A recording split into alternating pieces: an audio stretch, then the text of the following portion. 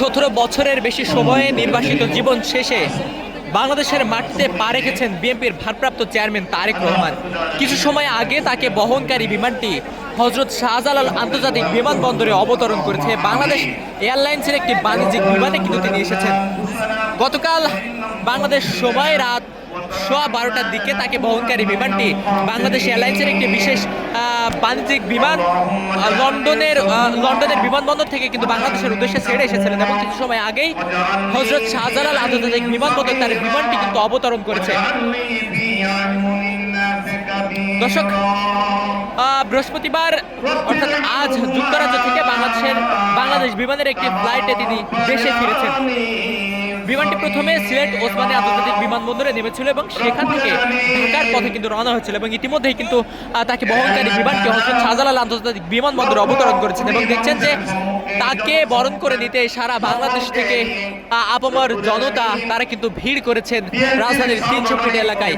দেখছেন যে গতকাল রাত থেকে গত কয়েকদিন থেকেই বাংলাদেশের বিভিন্ন প্রান্ত থেকে বিএনপি যে সকল নেতাকর্মীরা রয়েছেন, যে সকল আপামর জনতা রয়েছেন, তারা কিন্তু ঢাকার উদ্দেশ্যে আসছেন বিএনপির ভারপ্রাপ্ত চেয়ারম্যান তারেক রহমানকে একটি নজর দেখার জন্য এবং তাকে কিন্তু বরণ করার জন্য। এই মুহূর্তে যদি একটু দেখানোর চেষ্টা করি, 300 ফিট এলাকায় হাজার হাজার মানুষের সমাগমে কিন্তু লোকারণ্য হয়ে রয়েছে রাজধানীর এই 300 ফিট এলাকায়।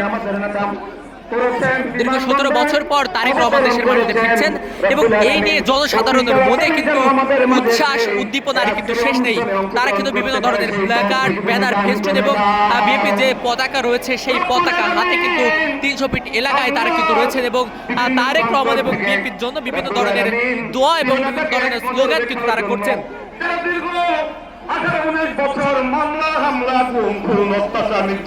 দর্শকের আগে আমরা দেখেছি তারেক রহমানের যাত্রা বিরতিকে কেন্দ্র করে সিলেট ওসমানী আন্তর্জাতিক বিমানবন্দর সহ আশেপাশে এলাকার সর্বোচ্চ নিরাপত্তা ও সতর্কতা ব্যবস্থা কিন্তু করা হয়েছিল।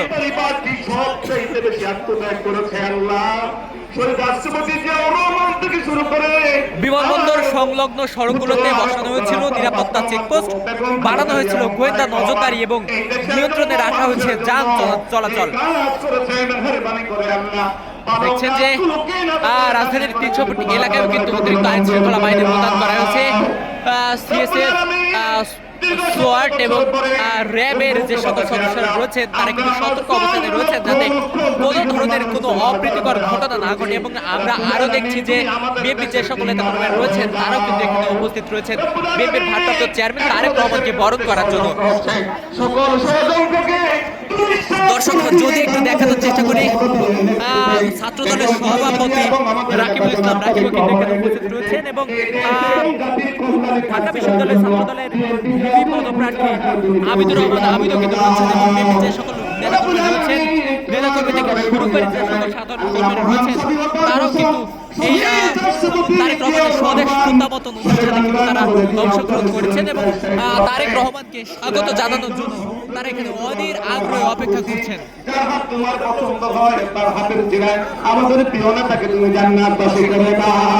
দর্শক, এর আগে তারেক রহমানের বিমানটি সিলেট বিমানবন্দরে কিন্তু অবতরণ করেছে এবং সেখানে কিন্তু 1 ঘন্টার যাত্রা বিরতি দিয়েছিল।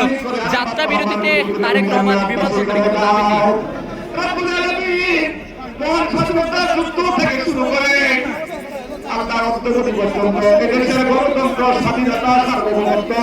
মানুষের কল্যাণে বাংলাদেশের আল্লাহ মানুষগুলোকে আঁকড়ে ধরে রেখেছে আমাদের পাশে।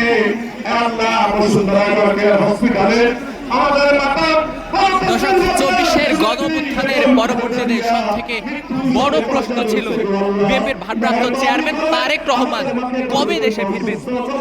সকল প্রতীক্ষার অবসান ঘটিয়ে তারেক রহমান কিন্তু ইতিমধ্যেই দেশে অবতরণ করেছেন। দীর্ঘ 17 বছর পর তারেক রহমান কিন্তু বাংলাদেশের মাটিতে পা রেখেছেন।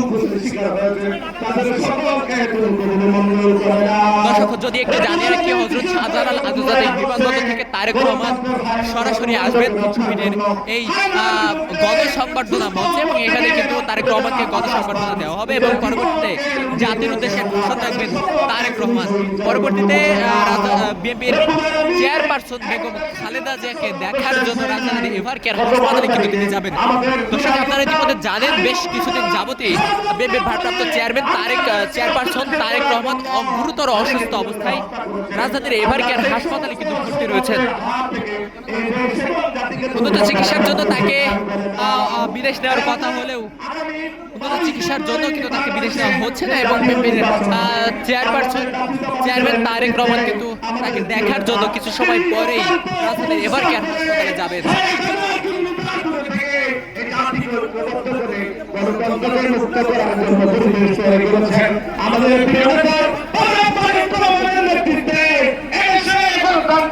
সরকার প্রতিষ্ঠা করে এই দেশ এবং জাতির খেদমত করার তৌফিক দান করে রাজধানীর এভার কেয়ার হাসপাতালে মায়ের সাথে দেখার পর তিনি কিন্তু গুলশানে যে বাড়িটি রয়েছেন ফিরোজা, সেখানে কিন্তু তিনি ফিরে যাবেন এবং সেখানেই কিন্তু তিনি অবস্থান করবেন।